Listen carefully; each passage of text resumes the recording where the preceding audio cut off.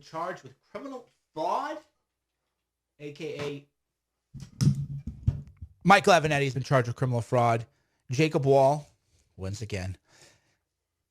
This is pretty wild. I was doing as you can see, I have the curly hair going on here. I'm going for today. My people say my hair has a life of its own. That is for sure. So today, I'm going for that Alexander the Great kind of curly hairstyle. Some people might say more like Frasier from Seinfeld. And you know what? I'm okay with with all the above. But anyway, Michael Avenatti has been charged with a crime, very serious federal crimes. And I'm going to pull up the documents right now and read them because unlike the fake news media, I'm a lawyer, so I can read this stuff and actually understand. I can actually understand what here is going on. The Southern District of New York. So this is probably a pretty big day for the Trump family. It was, speaking of sealed indictments, we have an indictment that has been unsealed. It was a sealed complaint. Count one. In or about March 2019 and elsewhere, Michael Avenatti and others, known and unknown, willfully did combine, conspire, confederate, and agree with each other to commit an offense against the United States.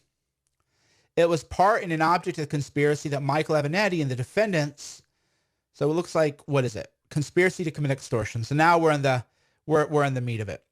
So in or about March 2019, Michael Avenatti and others tried to get money out of Nike, it looks like. Okay, so here it is.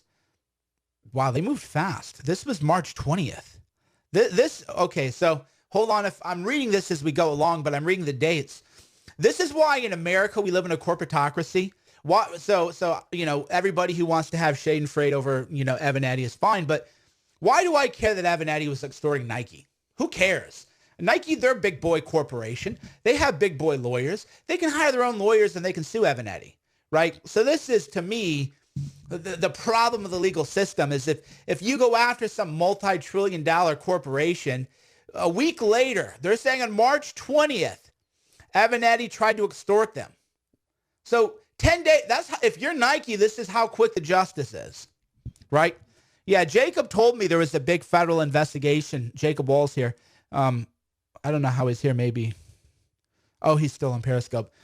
But this is, to me, a real problem with the American justice system is that Michael Avenatti, right? Michael Avenatti tries to extort Nike, and a week later, there's justice. Where's our justice, right? Where's our justice? Who cares if Avenatti shook down Nike? I don't, and I don't like it. I mean, I think there's irony to it. There's a certain poetic justice to all of this. I understand that. But I don't care if Avenatti is shaking down Nike. They have lawyers. They can hire their own lawyers to do it. Don't be using our tax money for this nonsense. But anyway, that's a digression. But that's me keeping it real. That's why I always tell you I support Black Lives Matter. And people get triggered by that. I do support Black Lives Matter.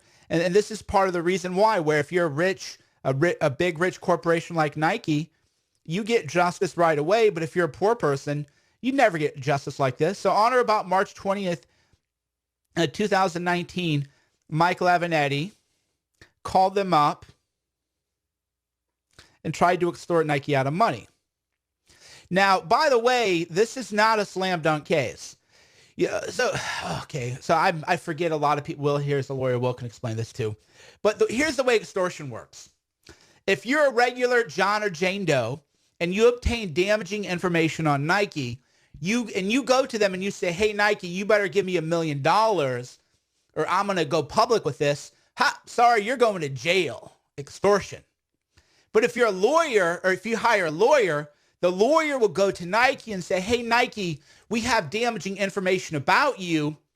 We're going to take this story to the press. Oh, but if you want to buy the rights to this story, then we'll sell you the rights to the story, not extortion. So there's actually a lot of scholarly debate on why is it extortion if a person goes up and says, Nike gave me this money or I'm going to tell the secret about you.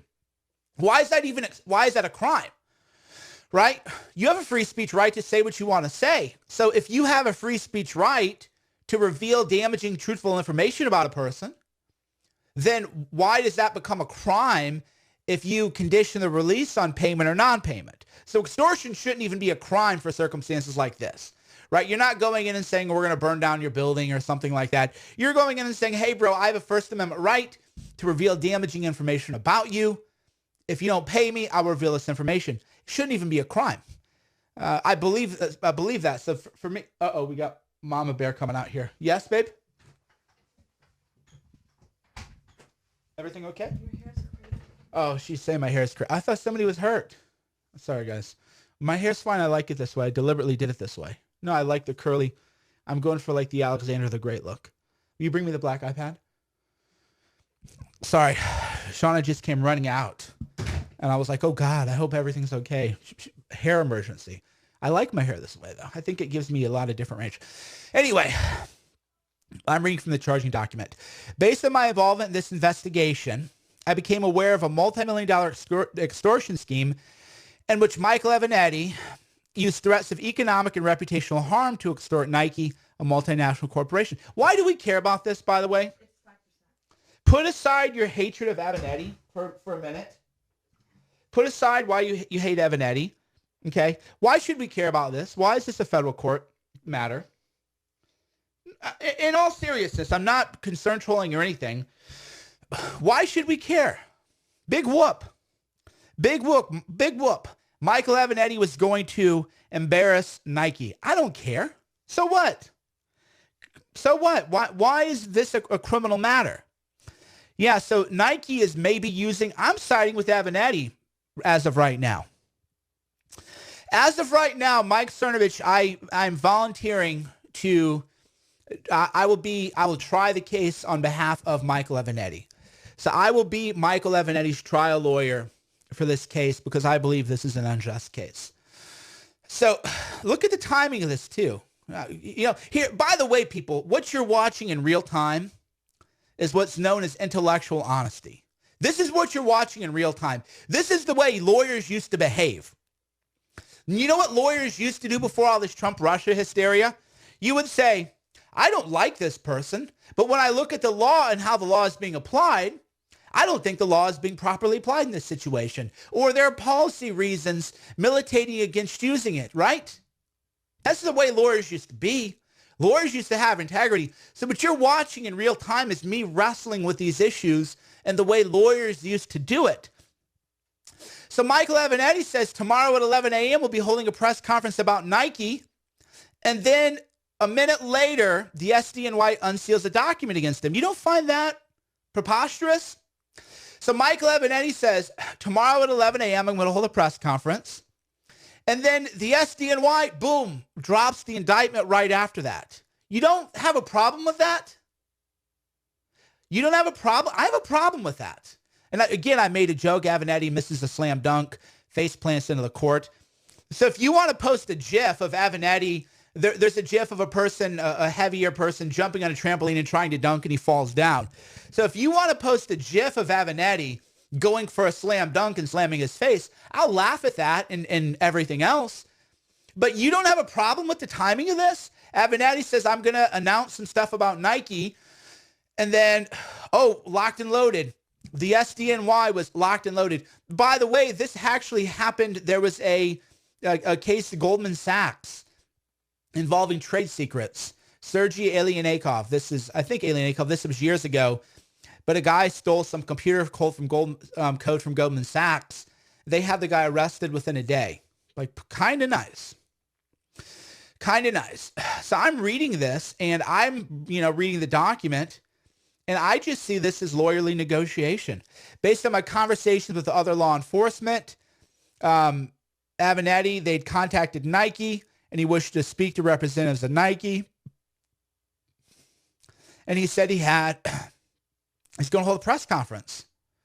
This is free speech. What is this? This is bull. I'm at paragraph Roman numeral II, right? So lowercase Roman numeral. Avenatti further stated that he intended to hold a press conference the following day to publicize the asserted misconduct at Nike, which would negatively affect Nike's market value. Okay, where's the crime? Where's the crime? Seriously, this case is an outrage. This case is where's the crime? Avenatti said, hey, I got bad info on you.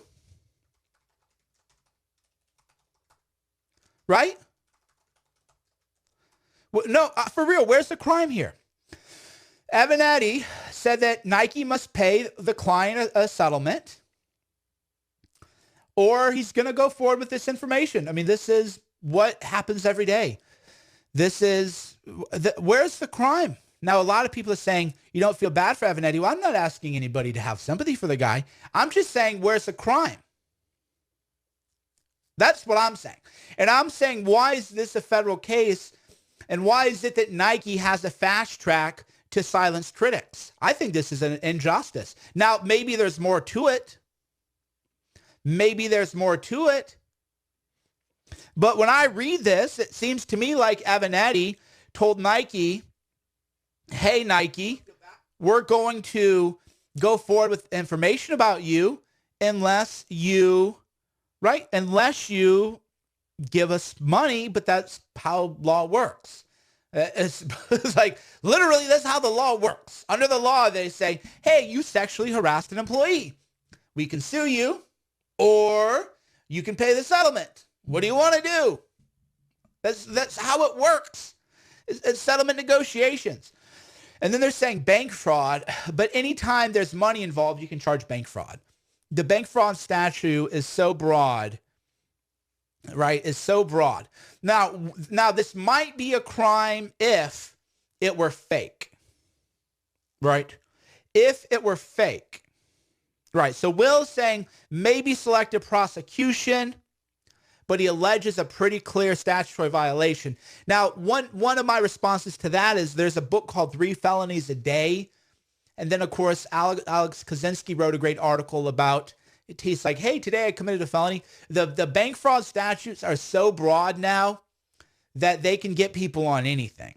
So everybody watching this, if they went after you with the fine-tooth comb, they could find something. They can. The statutes are so broad. So that's why the big issue is, who cares about Nike? They have their own lawyers. There's an ongoing debate, and this goes back decades. And I was part of the debate. Heritage Foundation was part of the debate. It's called the criminalization of civil wrongs. And here's what I mean by the criminalization of civil wrongs. Nike is a big bazillion corporation. Avenatti is maybe being a shady dude. They can sue him in civil court. Why are you criminalizing that? Meanwhile, where are the robocallers? Why aren't they arrested? Why aren't the people doing the IRS tax scams, shaking down poor people and old people? Oh, I'm an IRS tax fraud investigator and you better pay me money, you're going to go to jail. Where are those arrests? Right? So if you're just a regular poor person on Social Security and you don't realize the IRS Criminal Enforcement Division isn't a thing and they don't call you and say you have to pay them, why are none of those people arrested? Right? Why are the robocaller people not out of business? Why are law enforcement resources being used to vindicate Nike when Nike can go do this in civil court? They have a PR team. This is not some mom and pop shop that Avenatti shook down. Right? This is not a mom and pop shop that Avenatti shook down. This is a multi-international, they use slave labor, child labor corporation with the PR department, friendly media people, tons of money, army of lawyers. We don't need this to be a federal case. Now, since it's happening to Avenatti, and Avenatti was Don Jr., there's a poetic justice to it. But myself as a legal scholar, it troubles me that if you're a big billion-dollar corporation like Nike, you just have a fast track to the SDNY. Oh, hey, attorney, Mr. U.S. Attorney, Michael Avenatti is bullying us. Can you put this guy in handcuffs? Sure thing. And then Avenatti releases he says he's gonna have a press conference, and then he's arrested. This should bother you. The timing of this should bother you, even if you don't like Avenatti. So again, it's possible to have a nuanced approach to the world into this case. Here's the nuanced approach. I always knew Avenatti was a scumbag, right? Jacob knew it. Jacob Wall, I hope, takes credit for this, even if he doesn't deserve it, just because that would be funny. And, it'd be funny if Jacob Wall claimed that he tipped off the FBI, because, like, how could you prove or disprove that? So it's possible to find it poetic. It's possible to think Avenatti is a scumbag and he deserves to go to jail for something. So do we really want to shed tears that they caught him on this, which is kind of BS? But he's such a dirtbag anyway, and such a fraud and everything else, that whatever. And that's, by the way, how innocent people end up in prison. They'll say, well, this guy, he killed someone. Well, we know he didn't, but he was in a gang and he probably would have killed somebody anyway. So let's just close this case, fallout. So there is that component here. That said, as a principled civil libertarian, I'm very troubled by this case. I'm certainly troubled. This could change. So if new evidence comes out tomorrow, I don't want to hear people go, meh, meh, meh, meh, meh, meh. You said you thought Avenatti was innocent, meh, meh, meh, 2 days ago in a Periscope, meh, meh, meh, meh, meh. Yeah, based on available evidence, I'm troubled by the prosecution. If 2 or 3 days later, it turns out that Avenatti used a shell person who was a complete and total fraud and it was just an elaborate hoax, then it's a different thing. And then people go, oh, but today you're saying something different than you said 3 days ago. Yes, when new evidence comes, this is also what lawyers do. When new evidence comes in, you form new conclusions. You don't stick with the same one like you're the fake news media and you have a narrative. You go, oh, okay, well, I thought it was kind of a BS case against Avenatti, but this new evidence has shown that that's not, and it was a good case. This is the way you analyze the world. So as of right now, Mike Cernovich, civil libertarian, constitutional law scholar, who's in federal court to get records involving Jeffrey Epstein, is not pleased by the timing of this criminal case and finds it to be quite problematic. So as of right now, I'm willing to defend Michael Avenatti at trial. I'm willing to try the case for him. I don't want to do the litigation up to the case, but I will try the case for him. If it turns out, a week later that more evidence comes in, then my conclusion might change. Anyhow, breaking news, Michael Avenatti charged with felonies in a extortion scheme in the Southern District of New York. If you're Don Jr., you're probably going to have an early martini. Thanks for watching. Mike Cernovich, Cernovich.com, CERNOVICH.com.